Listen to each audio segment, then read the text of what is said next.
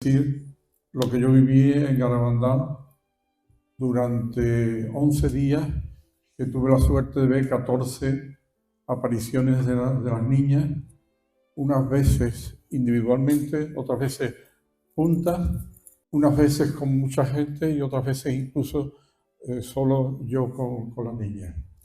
Esta foto es muy reciente del principio, por un detalle que os digo, que además es muy significativo porque se ve el rigor científico que se empleó a la hora de estudiar los hechos de Garabandal.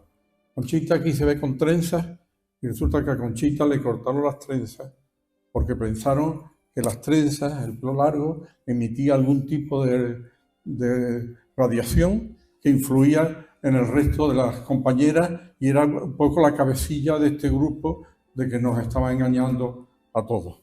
63 años que yo estuve allí, yo tenía 15 años y ahora tengo 77. Para engañar, yo no vendría hoy aquí a Zaragoza a contar estas cosas. ¿Cómo me entero yo de que en San Sebastián de Garandai, con 15 años, la Virgen se estaba apareciendo? Pues de Cádiz, mi padre tenía un jesuita que era muy amigo suyo desde los 3 años, el padre Lorenzo Lacabe. Y entonces el padre Lorenzo Lacabe tenía mucha relación con Comillas, que allí estaba la Universidad de los Jesuitas, y sobre todo dos grandes teólogos, que era el padre Nieto y el padre Lucio Rodríguez. Y entonces estaban informando constantemente a los jesuitas y los jesuitas de Cádiz. Entonces ya mi padre empezó a recibir esa información a través del padre, como he dicho, Lorenzo Lacabe. Pero tuvimos la suerte de que hubo otro protagonista, como se llama, que era un alemán que se convirtió en Garabandal, era don Máximo Ferle. Don Máximo Ferle, que era ingeniero, tenía 2 hijos, viven, también ingeniero, uno de ellos ingeniero de camino, se llamaba como el padre, y en ese momento estaba realizando unos trabajos en Astillero de Cádiz. Y entonces su padre fue allí a Cádiz a ver al hijo, con lo cual cuando se enteran los jesuitas, entonces lo llevan a mi casa y venía acompañado nada menos que con el padre Ramón María Andreu. Entonces tanto don Máximo Ferle como el padre Ramón María Andreu estuvieron en casa y nos estuvieron contando las cosas que estaban ocurriendo en Garabandal. Yo ahí, pero fíjate que creo que lo debo de contar.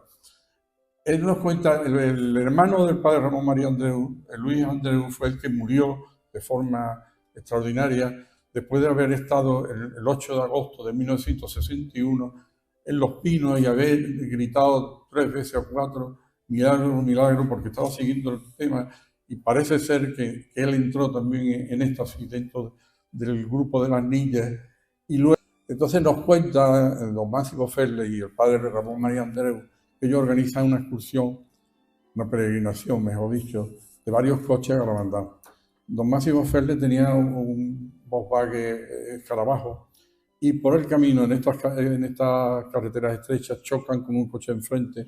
El del coche lo tiene que llevar porque con la cabeza rompe el parabrisas y el coche se queda estropeado, pero consiguen seguir hasta Cosillo. El único que sale lastimado es el padre Ramón María Andreu, que la pierna se le inflama y unos dolores tremendos. Llegan a Cosillo de noche. Ya le entra la duda si suben a San Sebastián o lo llevan a un hospital. Al final decide, bueno, vamos a subir. Pero el coche lo tiene que dejar allí porque no pueden subir, el camino era infernal. Entonces había uno que tenía un Land Rover que lo sube arriba y al final incluso, bueno, con cadenas y todo tuvo que subir y arriba hasta el Land Rover se estropeó y los últimos metros los tuvieron casi andando. Fidelí se llamaba el conductor de ese Land Rover. Entonces ya deciden cambiarlo, al quedarse allí, don Máximo Ferle se queda con el padre Ramón María Andreu en un cuarto en la primera planta y la mujer de don Máximo Ferle se va a otra habitación y se quedan allí. Bueno, además con la anécdota, eso me lo cuenta luego su hijo que está hablando con él, que resulta que no pudieron abrir el coche, el Volkswagen tiene el motor detrás y el maletero delante. Con el golpe no podían abrir el maletero, con lo cual llegaron allí sin ropa y se tuvieron que quedar con la ropa interior metida allí y hasta arriba tapado. Pero es que le dijeron al padre Ramón María Andreu le dieron unos calmantes. Allí en el pueblo había 2 médicos en ese momento que estaban siguiendo las apariciones, le dieron unos calmantes, lo que tenía, y le recomendaron que pusiera la pierna en alto y con hielo.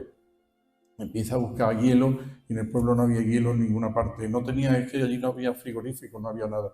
Entonces, nada, por fin de pronto había un indiano, que eran los que iban a América, que volvían, era el único frigorífico que tenía y consiguieron por fin hielo, le pusieron hielo y se quedó en los dos juntos. Bueno, pues a eso de a las 2 o las 3 de la madrugada, oyen en la puerta que había gente llamando y resulta que venía Jacinta, en la del lado, desde aquí al lado derecho de aquí, la del pelito redondo, la cara más redonda. Jacinta, en esta sí, le abren la puerta y se sube al dormitorio donde estaban los dos. Se va hacia el padre Andreu y ella con la cabeza, era impresionante como esto, la cabeza vuelta, mirando al cielo y le da, lleva una cruz, le da la cruz a besar a padre Andreu y está hablando a la Virgen y le está diciendo, pobrecito, tiene muchos dolores, cúralo, cúralo. Entonces dice que el padre Andreu nos contaba a nosotros que en ese momento él notó que se le habían quitado los dolores. Dice, pero yo me quedé, digo, yo me callo por no hacer el ridículo, no ya sé que diga que yo soy esto, ya mañana si no me duele lo digo, pero él notó en ese momento. Pero él estaba muy preocupado con su amigo don Máximo Ferle, que era protestante, y que él estaba detrás intentando que se convirtiera. Entonces le pidió a la Virgen que hiciera algo hacia don Máximo, porque, claro, ya saben que los protestantes el tema de la Virgen lo tienen muy en segundo lugar. Bueno, en el momento que la niña ya se marchaba del cuarto, se vuelve, sin mirar siempre, mirando hacia arriba, y se va a la cama de don Máximo Ferle. Y entonces 3 veces con una gran esto, le bajó la cruz, se lo dio a besar, volvió a subirla, volvió a bajar, y 3 veces seguidas. Entonces don Máximo Ferle, que me contaba el hijo, que estaba totalmente con la ropa tapada y aparte asustado de todo aquello, pero además se le metieron detrás de la niña, no era solo la niña, sino los curiosos y los que iban detrás, por eso metido allí. Bueno, al día siguiente el padre Andreu estaba corriendo por el pueblo, se le había quitado absolutamente todos los dolores, cuando ve a los médicos, dice, ¿pero qué hace usted aquí? A ver, levántese de las piernas, ve cómo tiene la pierna, se levanta, no, esa no, la que estaba, la mala, no esa, dice, no, si la mala era esta. Resulta que aquello se lo había dado esto. Pero no fue más, sino que después tuvo un éxtasis Mariloli. Mariloli es la más bajita, la que está al lado de Jacinta, la más bajita. Mariloli y su padre tenían era la única, había dos, una tabernita pequeña allí. Y entonces en el éxtasis que tiene Mariloli, le oye varias veces, estaba don Máximo Ferle, estaba escuchando y oye hablar Máximo, Máximo. Y don Máximo estaba ya, que estarán haciendo de la Virgen, hablando y entonces qué, están diciendo mi nombre. Total, que al terminar el éxtasis, la niña se va hacia don Máximo y le dice, tengo un mensaje que darle a la Virgen, venga usted. Él se quedó, dice, yo me quedé. Y entonces lo metió en la taberna, aparte de la barra de la taberna tenía una pequeña cocinita. Lo lleva a la cocina, le trae una caja de madera de vino, se lo pone allí y dice, siéntese usted aquí. Se busca una silla que además contaba don Máximo, era esta de Enea que estaba hasta el fondo de la silla roto. Y se puso ella adelante y se sentó. Entonces empieza a contarle a don Máximo toda su vida. Este señor había estado en la Segunda Guerra Mundial, en Alemania, y empieza a contarle cosas de su vida. La vida me ha dicho esto y esto, cosas de una interioridad, que él incluso, muchas de las cosas que le estaba contando a la niña se lo habían olvidado. Uniendo, que me contaba el hijo, el Rolf, el segundo, el que conocimos, lo conocimos en Soto del Real. Dice que es que la mujer era de Córdoba, de Lucena. Dice, cuando su madre apareció allí en Lucena con un alemán, los de Lucena se metieron las manos, no les gustó nada.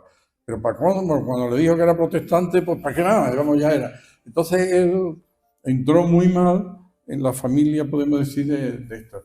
Y entonces pues la niña le contó cosas que por supuesto no sabía la mujer y cosas que él ya había olvidado. Claro, después de todo esto, este hombre se convierte, le dice al padre Andreu que se quiere bautizar. Entonces el padre Andreu lo que hace, se lo lleva de ejercicios espirituales a Loyola, que le iba a dar ejercicios espirituales a los padres de unos novicios que había allí, y lo lleva y ya él lo bautiza. Incluso fue el padrino del bautizo el marqués de Santa María de Después de contar todo esto, lógicamente, pues las ganas que nos entró a nosotros de ir a la hermandad era evidente. Y ya por fin nos dan las vacaciones, nos vamos todos en coche, mi padre, mi madre y mi hermana y yo. Llegamos a Cosillo, dejamos el coche en Cosillo. Entonces compramos las linternas que había que comprar porque desde luego en el pueblo no se veía nada. Compramos las linternas y conseguimos que Fidelín nos subiera en el Land Rover. Nos suben en el Land Rover y ya entonces nos instalan a mi madre y mi hermana en casa de Elena, que está muy cerquita de casa de Conchita. Y yo con mi padre nos buscan al lado de la iglesia, en una casa que era del padre de Elena, que vivía un señor mayor, vivía allí, una casa, llamaba la Casa Grande, que ahora está donde está la tienda de Lucía. Ahí que ahora hay un hostal, pues arriba nos quedamos mi padre y yo. Y ese mismo día que llegamos, nos dicen, Mariloli ha tenido un aviso. Esto de los avisos, bueno, lo digo por que no lo sepa, tenían como, antes de la aparición tenían como 3 avisos. Uno bastante tiempo antes, 2 o 3 horas antes, ya sabía que la niña iba a tener. Y luego los 2 otros, el segundo era casi un cuarto de hora, 10 minutos, y ya el tercero coincidía con la aparición. Bueno, pues entonces nos enteramos que tenía un aviso y nos vamos a la taberna del padre de Mariloli y allí estábamos unas 10 personas, había unas mesas, cuando yo ya llegué, para mí no había sitio, pero había en una esquinita, tenía un saco, allí vendían víveres también, había un saco de arroz en una esquina y yo me senté en lo alto del saco y apoyé la espalda en esto porque aquello empezó a pasar. La niña estaba allí sentada, las niñas normalmente hacían vida absolutamente normal, una niña súper normal y corriente, no destacaba en nada. Y la niña estaba allí que se caía de sueño porque iban pasando las horas, entonces desde las 10 de la noche y sobre las 3 de la madrugada por ahí, hasta ese momento no fue la aparición. Yo estaba dormido, la niña estaba echada, se estaba hasta quejando de que tenía sueño y de pronto oigo un ruido, me despierto, sale la niña corriendo y se meten en la misma cocina que hablaba antes, que estaba al final un cuartito chico. Todo el mundo sale corriendo y claro, el último yo. Cuando yo veo la niña resulta que se había transfigurado totalmente. La niña, el cambio que sufría era tremendo. La cara se embellecía. Entonces se le veía como hablaba una cosa maternal de conversación con la Virgen. Claro, cuando yo vi aquello, me impresionó de tal manera, yo me descompuse. La sensación era, qué bien se está aquí. Estábamos viendo cómo de pronto a una niña le llegaba una cosa sobrenatural y se convertía de ser una niña vulgar y corriente en una cosa angélica, en una cosa impresionante. Entonces le daban a besar medallas, le daban objetos religiosos, estampas, luego las devolvía cada uno sin equivocarse de forma impresionante, nos daba la cruz a besar los que feas, pero sobre todo había una conversación que oía uno a la niña, una conversación que impresionaba por el aspecto tan maternal que tenía. Bueno, yo desde ese momento no tenía fe en la tenía certeza de que la Virgen estaba allí, no tenía la menor duda. Y luego, otro fue por la mañana, a las 10 de la mañana, nos levantamos mi padre y yo y íbamos a desayunar a casa de Elena, que era cerca de Conchita. Y de pronto vemos que venía Conchita un poco sin rumbo, y de pronto Conchita llega cerca de lo que había antes, un puentecito, y la niña se desplomaba. No es que se arrodillara, es que se desplomaba.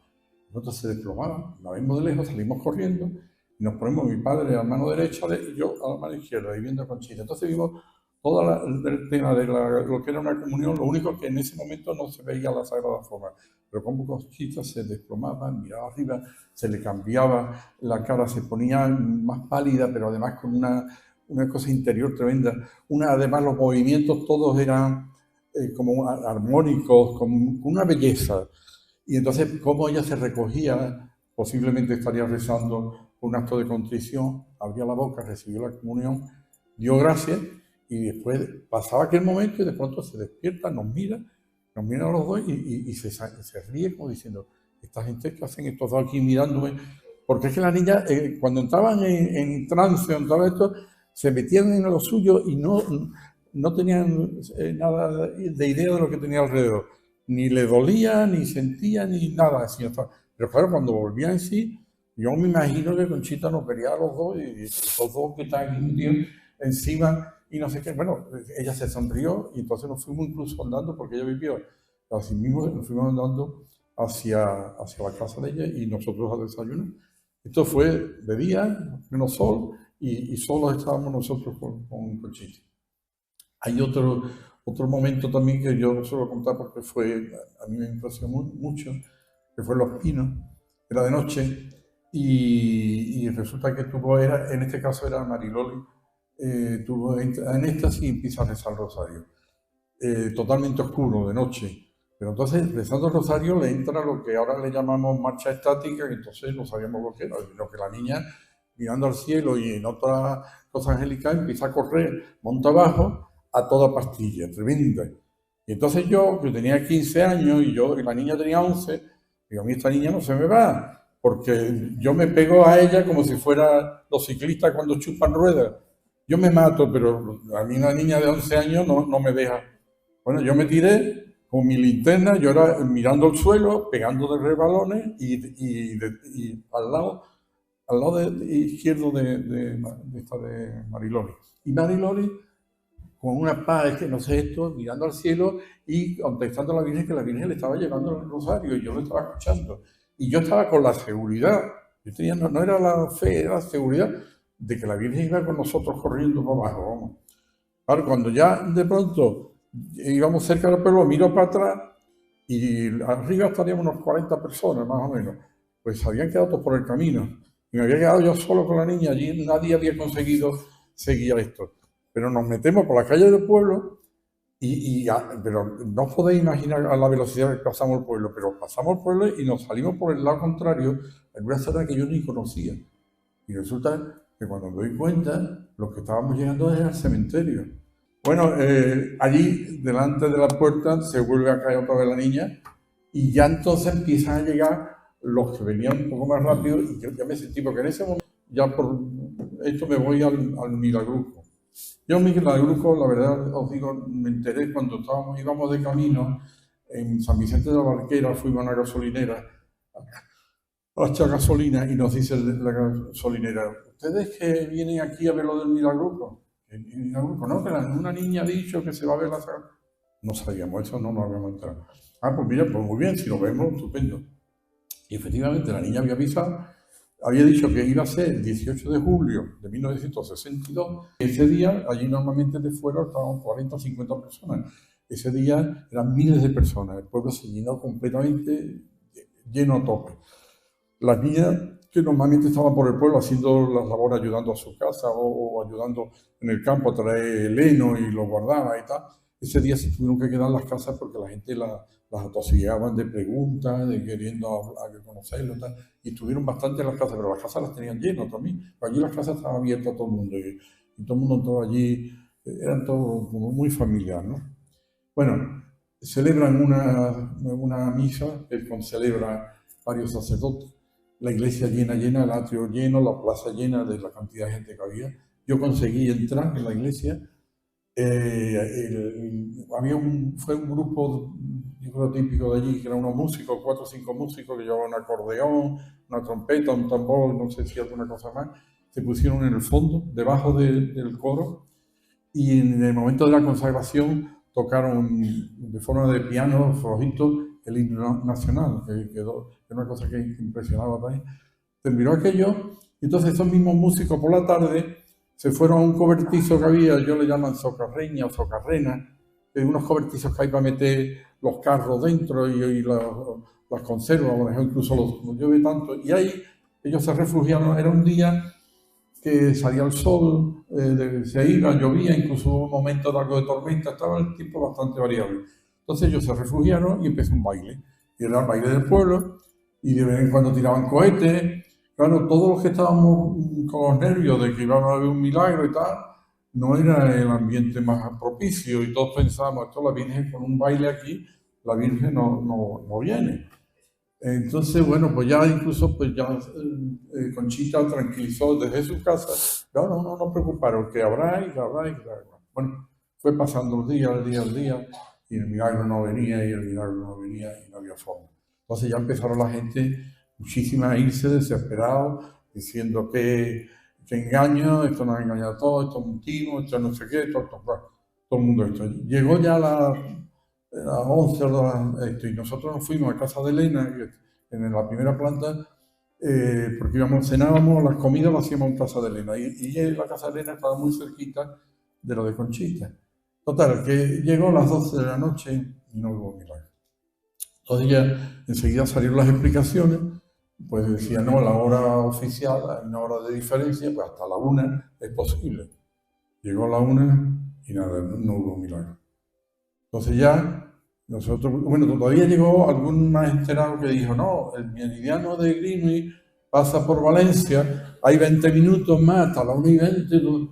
Bueno, vamos a esperar a la 1:20. Llegó la 1:20, no había milagro. Bueno, pues ¿qué le vamos a hacer? Yo no necesitaba milagro, lo digo de verdad, yo tenía evidencia. Pero bueno, pero no estaba mal, y sobre todo por las propias niñas. Las niñas le habían pedido muchísimo a la Virgen, y la Virgen se entristecía cuando le pedían tanto que hubiera un milagro, y se le insistía mucho. Entonces, claro, pues esto un poco era todo hundido, si esto no esto. Y ya, pues decidimos, mi padre y yo, pues, irnos a dormir a la casa que estábamos juntos con Emilia, que era la hermana de Elena, que se quedaba con nosotros atendiéndonos en la otra casa. Bajamos abajo y en el momento que estamos en la calle empezamos a ver un griterío, y da la vuelta a la esquina y viene Conchita, que venía agarrada con unos al lado, y delante nuestra vuelve a caerse de rodillas, pero en este caso con una mancha de gente alrededor que forma como una melee de esta del rugby o algo así, que la tapan y se ponen todo el mundo encima queriendo, con una histérico la gente, queriendo ver el milagro que iba a ver. Claro, las reacciones, cada uno reacciona de una manera, pero yo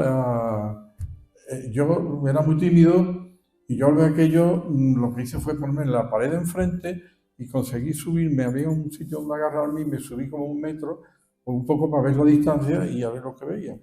Mi padre, que también era tímido, pero perdió la timidez, se fue allí, se tiró lo alto de un hombre en los hombros e intentó meterse a ver el milagro y no llegó a verlo.